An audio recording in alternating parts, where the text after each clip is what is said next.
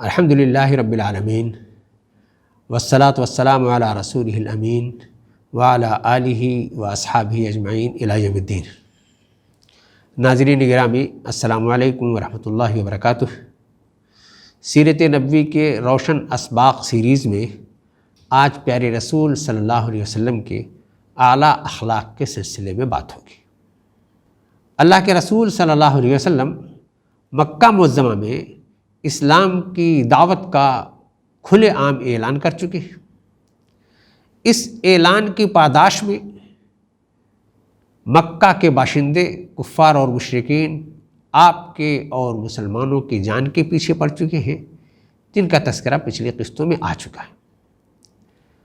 پیارے رسول صلی اللہ علیہ وسلم نے ان تمام حالات کا کس طرح سے مقابلہ کیا اور آگے آپ کا مشن اصلاً کس بنیاد پر کامیاب ہوا، تمام مورخین اور سیرت نگار یہ کہتے ہیں کہ وہ آپ کے اعلیٰ اخلاق، آپ کے پاکیزہ کردار کی طاقت اور قوت تھی۔ اسی بات کی شہادت اللہ تعالیٰ نے قرآن مجید میں یہ کہہ کر کے دی ہے کہ اِنَّکَ لَعَلَىٰ خُلُقٍ عَظِيمٍ، اے پیارے رسول صلی اللہ علیہ وسلم، آپ کو ہم نے اخلاق کے نہایت اعلیٰ مقام پر فائز کیا ہے۔ اللہ کے رسول صلی اللہ علیہ وسلم نے خود اپنا مشن جو بیان کیا کہ میری بعثت کا مقصد کیا ہے، میں انسانیت کو اخلاق کریمہ سکھانے اور اس کے پایۂ اتمام تک اسے پہنچانے کے لیے آیا۔ اس بات کے لیے، اتنا بڑا دعویٰ کرنے کے لیے، اتنا بڑا مشن مکمل کرنے کے لیے ضروری تھا کہ جو یہ دعویٰ کر رہا ہو اس کی شخصیت اس دعویٰ کی عملی تصویر ہو۔ تمام نبیوں، تمام پیشواؤں، دنیا کی تمام عظیم ہستیوں میں پیارے رسول صلی اللہ علیہ وسلم اس بات کے لیے بالکل منفرد ہیں کہ آپ نے جو بات جب کہی، آپ کی شخصیت، آپ کی سیرت، آپ کا اخلاق، آپ کا عمل پورا اس کے مطابق پایا گیا۔ آپ کی شخصیت کو، آپ کے کردار اور اخلاق کو پرکھنے کے لیے اللہ تعالیٰ نے ہمیشہ کے لیے ایک کتاب نازل کی کہ تاریخ کے جس زمانے میں کوئی بندہ پیارے رسول صلی اللہ علیہ وسلم کے اعلیٰ اخلاق کو پرکھنا چاہے تو قرآن مجید کے صفحات میں اس کو تلاش کر لے۔ جو قرآن مجید کہتا ہے، قرآن مجید جس طرح کی شخصیت چاہتا ہے، قرآن مجید جس طرح کا اخلاق چاہتا ہے، قرآن مجید جس طرح کا کردار چاہتا ہے، قرآن مجید انسانیت کو جس سانچے میں ڈھالنا چاہتا ہے، وہ ایک معیار ہمیشہ کے لیے ہے، اور اس معیار پر رسول پاک صلی اللہ علیہ وسلم کی زندگی کو، آپ کے اخلاق کو، آپ کے کردار کو جب چاہے جو ڈھال کر کے دیکھ لے، آپ اس کے اعلیٰ معیار پر فائز نظر آئیں گے۔ یہی بات تھی جب ایک صحابی رسول حضرت عائشہ رضی اللہ تعالیٰ عنہ کی خدمت میں حاضر ہوئی اور کہا کہ پیارے رسول صلی اللہ علیہ وسلم کی اخلاق اور سیرت کے بارے میں ہمیں کچھ بتائیے۔ تو آپ نے ان سے یہی پوچھا کہ تم قرآن پڑھتے ہو؟ انہوں نے کہا جی ہم قرآن پڑھتے ہیں۔ تو آپ نے فرمایا کان خلقہ القرآن، تم قرآن مجید کو کھولو، تمہیں اللہ کے رسول کی تصویر واضح طور پر دکھائی دے گی۔ قرآن مجید تو آپ کی چلتی پھرتی تصویر ہے، قرآن مجید کا کوئی صفحہ بھی تم کھولو، تم کو اس میں اللہ کی تصویر صاف شفاف چمکتی ہوئی دکھائی دے گی۔ سیرت کی کتابوں میں ہم لوگ اللہ کے رسول صلی اللہ علیہ وسلم کے بچپنے کے بارے میں، جوانی کے بارے میں، مشغولیت کے بارے میں، مشاغل کے بارے میں، پھر نبوت کی زندگی میں تمام طرح کی قربانیوں اور جد و جہد کے بارے میں پڑھتے ہیں۔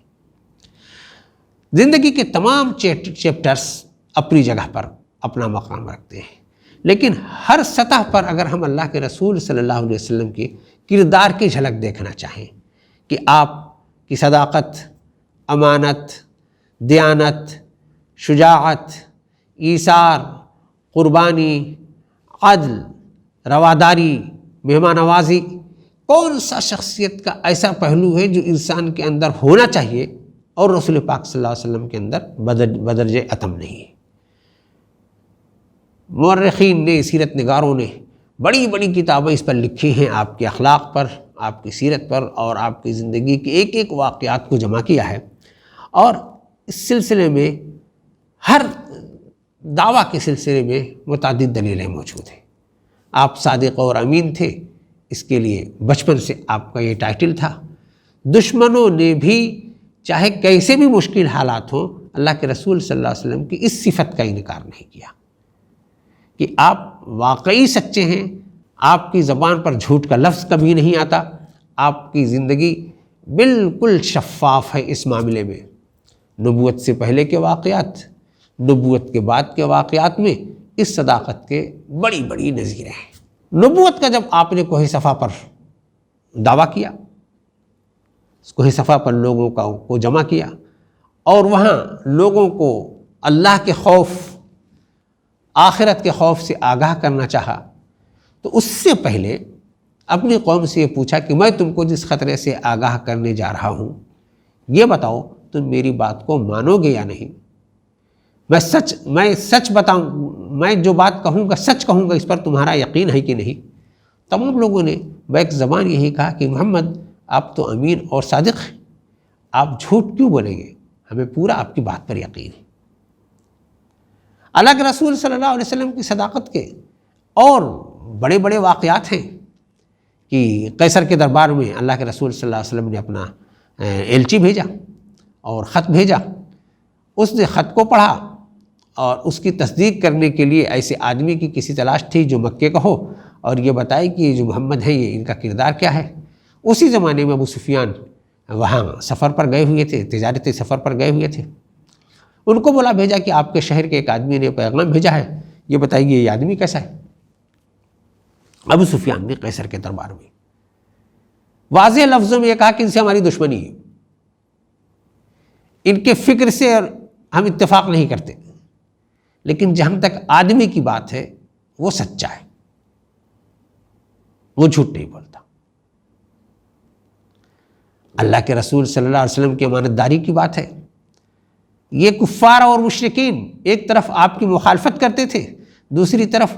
آپ سے بڑا ان کی نگاہ میں کوئی امین نہیں تھا، اپنا مال انہی کے پاس امانت کے طور پر رکھتے تھے۔ ہجرت کے واقعے میں ہم لوگوں نے یہ بات کئی بار پڑھی ہوگی کہ آپ نے جب ہجرت کا ارادہ کیا تو اپنی جگہ پر اپنے بھائی حضرت علی رضی اللہ تعالیٰ عنہ کے اس لیے سلایا کہ کل کے روز وہ ان کفار اور مشرکین کی امانتیں واپس کر کے پھر مدینہ منورہ تشریف لے آئے۔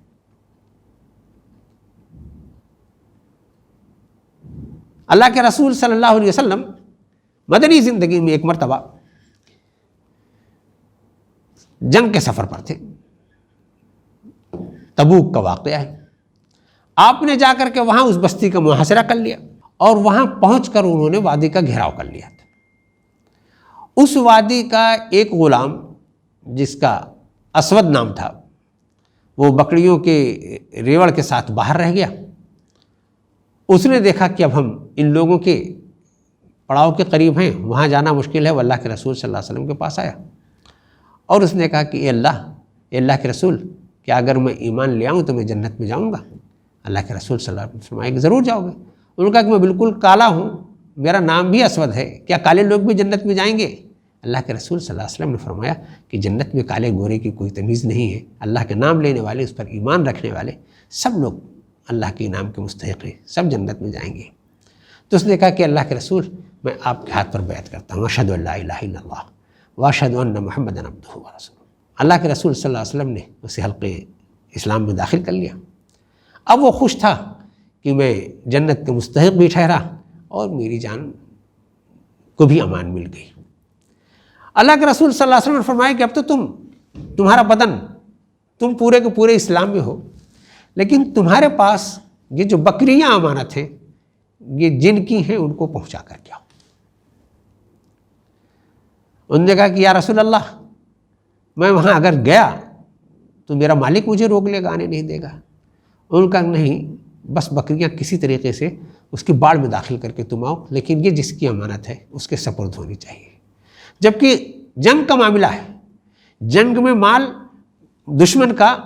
لیا جا سکتا ہے، لیکن پیارے رسول صلی اللہ علیہ وسلم نے امانت کو امانت دار تک پہنچوانا ضروری سمجھا۔ پیارے رسول صلی اللہ علیہ وسلم کا صبر، پیارے رسول صلی اللہ علیہ وسلم کا ایثار، پیارے رسول صلی اللہ علیہ وسلم کی قربانیاں کن کن چیزوں کے سلسلے میں نظیریں تلاش کی جائیں۔ صبر کے واقعات، جو ایذا رسانیوں کے درمیان آپ کو جس طرح سے صبر کرنا پڑا، صبر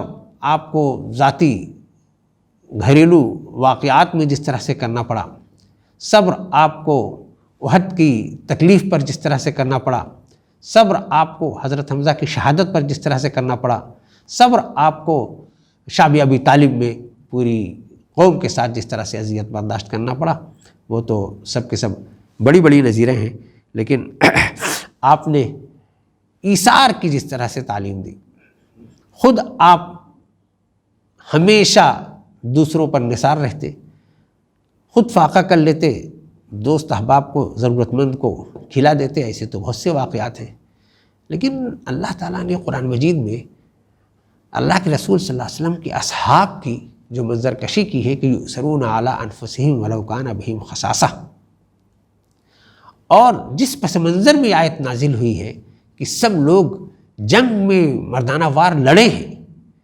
سب شدید زخمی ہیں، سب کی زبان پر العطش ہے، پیاس ہے، پانی کی ضرورت ہے، اور ایک آدمی پانی لے کر کے آتا ہے تو پہلا بھائی دوسری کی طرف، دوسرا بھائی تیسری کی طرف، تیسرا بھائی چوتھے کی طرف بڑھا دیتا ہے کہ وہ بھائی زیادہ پیاسا ہے اسے پلا دو۔ اتنی بڑی نظیر، ایسی اعلیٰ تعلیم دنیا میں کہیں نہیں ملتی۔ اس لیے اللہ کے رسول صلی اللہ علیہ وسلم کی پوری سیرت کا ایک ایک پہلو بلا شبہ خلق عظیم کا ترجمان ہے، اور اللہ تعالیٰ کا یہ کہنا کہ انکا لعلی خلق عظیم، آپ اخلاق کے اعلیٰ معیار پر فائز کیے گئے ہیں، حرف صادق آتا ہے ہمیشہ، اور کوئی بھی دوست یا دشمن آپ کی سیرت کو پرکھے تو اس میں اس پر کوئی فرق نہیں پاتا۔ درود السلام ہو پیارے رسول صلی اللہ علیہ وسلم پر، اللہم صلی علی محمد وعلی آل محمد وبارک وسلم۔